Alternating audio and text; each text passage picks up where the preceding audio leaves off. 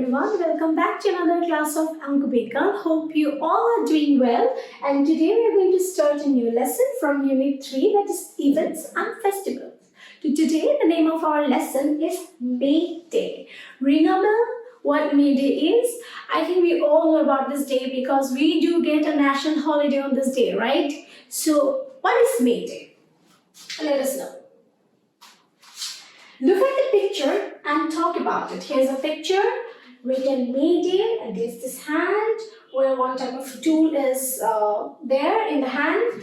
And the first question, what do you see in the picture? So I think I've already discussed what do I see in the picture. That there's this hand and there's a tool or a hammer in the hand, and the hand is holding basically, and underneath the hand there's written May Day. Okay, now the second one, can you relate any historical event to this picture? What happened on this day? Do you all know what happened on this day, or what type of example this day provides us? If you don't know, we are going to know it in the next slide.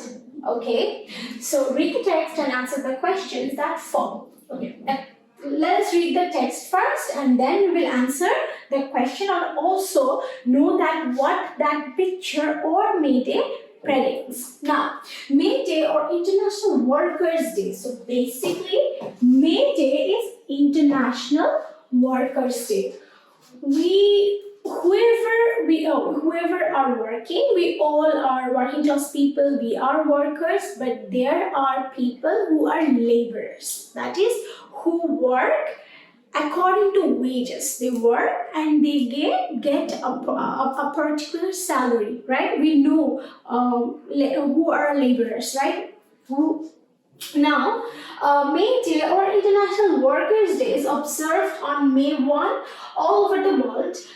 Today, to commemorate the historical struggle and sacrifices of the working people to establish an 8-hour workday. It is a public holiday in almost all the countries of the world. It is, right? It is a public holiday. When do we celebrate, or when do we actually observe May Day? We observe May Day on first day of May, right? May 1st of every year. Now, since the Industrial Revolution, we'll know it later on what Industrial Revolution is.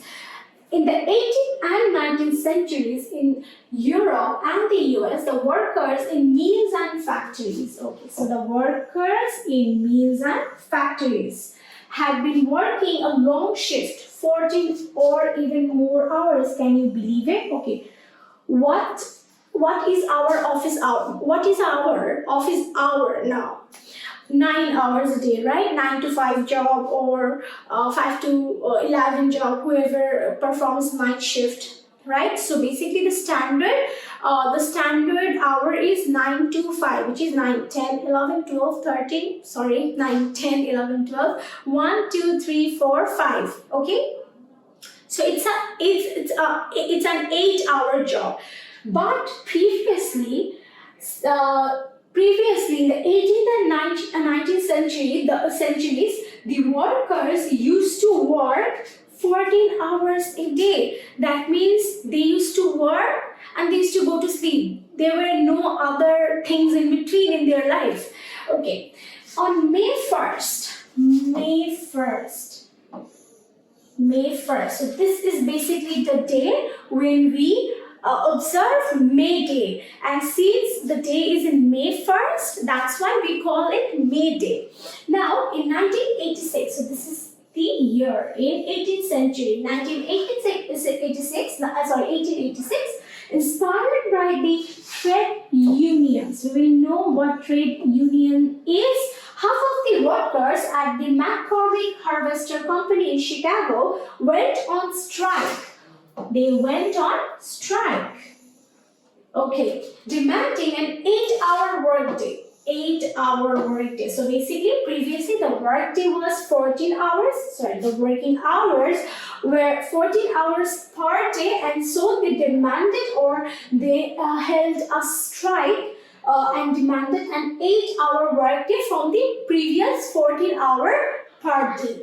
Now, 2 days later, a workers' rally held near the McCormick harvester company, and about 6,000 workers had joined it. That's a huge number, 6,000 workers. Okay, moving on to the next slide. The rally was addressed by the labor leaders. They urged the workers to stand together, to go on with their struggle, and not to give it in to their bosses. Just this moment, some strike breakers started leaving the meeting place. The strikers went down the street to bring them back. Suddenly, about 200 policemen attacked them with clubs and revolvers. So now we can say that the strike actually was no longer a strike, but it was basically a war zone, because 200 policemen attacked them with clubs and revolvers. One striker was killed. Okay, that's a very, very, very bad news. One striker was killed instantly. 5 or 6 others were seriously wounded, and many of them were badly injured. Okay. The events of May 1st, May 1 in 1886 is a reminder that workers will continue to be exploited until they stand up and speak out to gain better working conditions, better pay, and better lives. So basically, this particular passage is about laborers, the people, the working class people who used to work in mills and factories. And now we are actually a lot aware of our rights, our duties. But back then, social media was not so strong. In fact, there were no social media, there were no internet, and there were no virtual communication. So everything used to be very conservative, and news were only constrained towards televisions, and that's it. Journalism, that's it. People were not aware of their rights. So what used to happen is, this working class people, the people who used to work in mills and factories, they are of course not very established or well off, right? So this kind of people were exploited. How? They used to work a lot for a long time, but the problem is they weren't paid well. They weren't paid according to their struggles or their hard work. So they were always on the minorities, or they were always on the minor community.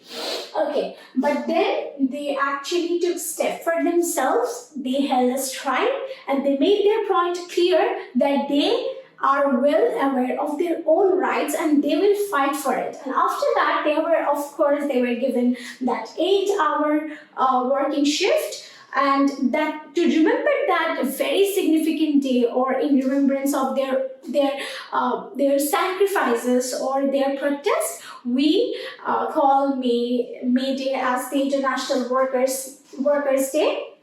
And we observe this day as a national holiday. Okay, now notes. Remember, there were two words, that is Industrial Revolution and Trade Unions. So what does Industrial Revolution mean? Industrial Revolution means the period, especially in the 18th and 19th centuries, Europe, when machines were invented and first factories were established. So at that time, factories and different kinds of big machineries were created, and revolutionary works were going on. The country was in the path of being modernized. Okay, now trade union, an organization that represents workers of mills and factories. So trade union is the organization that represents workers of mills and factories. Okay, moving on to the next slide.